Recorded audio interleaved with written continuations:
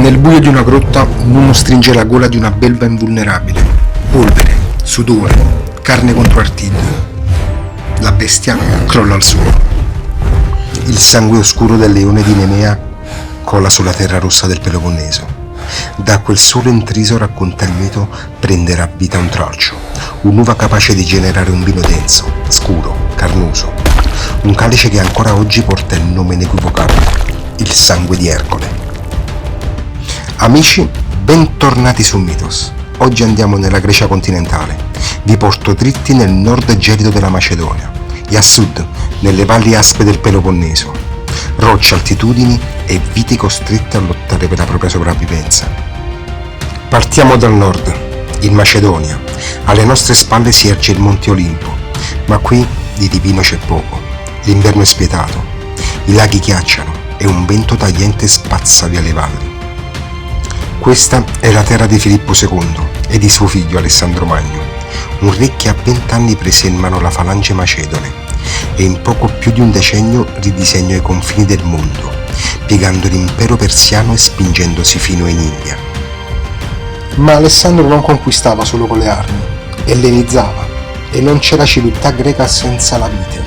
Le sue truppe in marcia non portavano solo scudi, ma tralci, agronomi e il culto di Dioniso. Si racconta che nelle valli dell'Asia centrale i suoi soldati si ammutinarono per celebrare i riti bacchici e che la vite divenne la bandiera vegetale del suo passaggio. La conquista qui è un fatto di sangue e agricoltura. Questa vocazione alla lotta è rimasta impressa nella terra. All'ombra del Monte Vermio, tra i 400 e i 700 metri di quota, siamo nel cuore pulsante delle denominazioni di Naoussa e Aminteo. Il suolo qui è una trincea geologica estrema e frammentata, marne argillose, scisto sgretolato, blocchi di calcare puro. In questo paesaggio duro le radici della vite sono costrette a spaccare la pietra e a scavare in profondità. Ad Aminteo invece la vicinanza dei laghi mitiga il freddo e i suoli sabbiosi hanno persino respinto la fillossera, regalandoci viti a piede franco che sono monumenti storici viventi. Da questa battaglia tra roccia e clima nasce un'uva che non fa sconti a nessuno, lo Xinomavro, letteralmente acido nero, e il nome è una promessa. In vigna è un vitigno scorbutico, esigente, molto sensibile allo stress idrico e alle malattie. Per domarlo e permettergli di resistere al vento freddo del nord, i vignaioli moderni utilizzano per lo più sistema di allevamento a spalliera. L'obiettivo agronomico è gestire la chioma con precisione ingegneristica. Le foglie devono proteggere i grappoli dalle bruciature del sole d'alta quota, ma al tempo stesso garantire una reazione perfetta per portare a maturazione i suoi tannini burberi. Il risultato nel calice è roba per palati forti. Lo Xinomavro ha un'acidità sferzante e tannini che, se non domati, ti aggrediscono letteralmente la bocca. Paragonato spesso ai grandi nebbioli per la sua struttura e longevità, regala vini dal colore granato scarico, ma con un'esplosione aromatica selvaggia e inconfondibile. Pomodoro secco, olive nere, prugna, cuoio e spezie terrose. Per secoli i vignaioli macedoni hanno cercato di piegarlo con estrazioni lunghissime e anni di affinamento in vecchie botti grandi, sperando che il tempo ammorbidisse quella morsa tannica. Oggi però l'enologia ha svoltato, in cantina si lavora di fioretto, macerazioni più controllate, estrazioni gentili e uso calibrato del legno per preservare il frutto. Il futuro di questa regione non è più la potenza bruta, ma l'eleganza verticale, tagliente, capace di sfidare decenni in bottiglia. Mentre il Mediterraneo si scalda, questi altopiani freddi sono diventati una vera e propria cassaforte climatica del vino europeo. Ma lasciamo il nord e superiamo lo stretto istmo di Corinto. Precipitiamo a sud, nel brutale Peloponneso, una penisola che sembra una mano scarnificata aggrappata al Mediterraneo. Qui ci sono montagne a picco sul mare, gole profonde, rovine ciclopiche. Questa è la linea di Sparta e Micene, terra di opliti, di re guerrieri e di un sole spietato che picchia sulla roccia.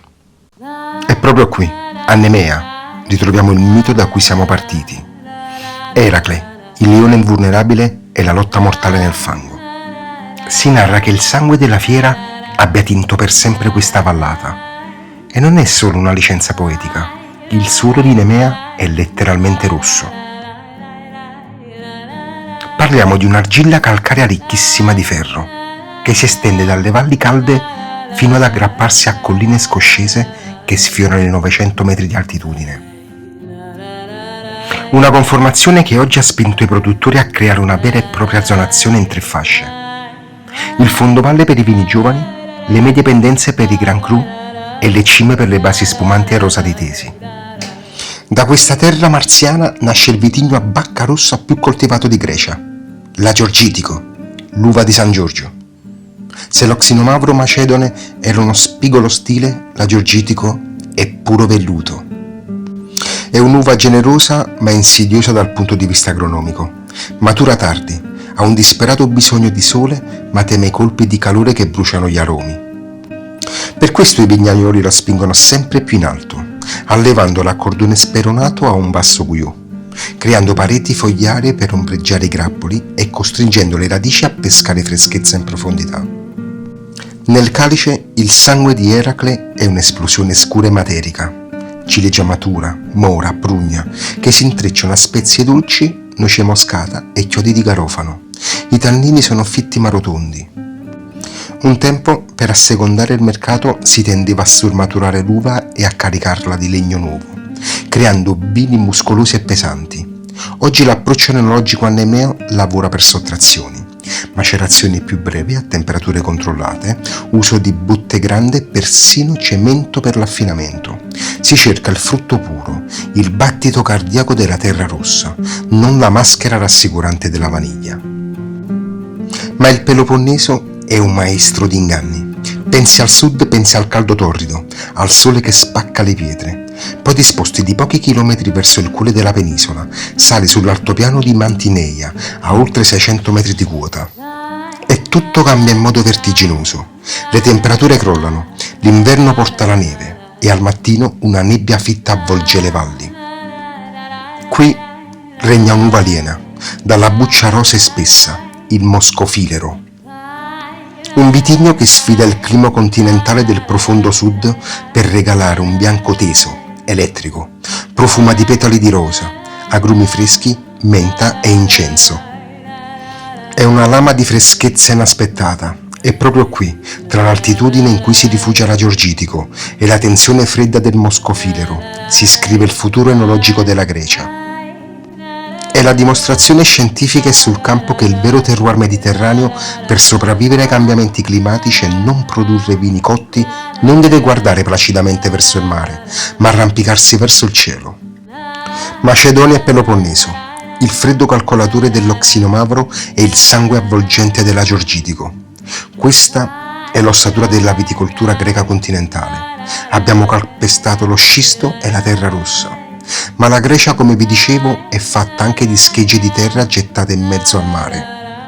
Nel prossimo episodio salperemo verso l'Egeo, su un'isola devastata da un vulcano millenni fa, per scoprire una viticoltura tra le più estreme e resilienti del pianeta. Alla prossima, ciao!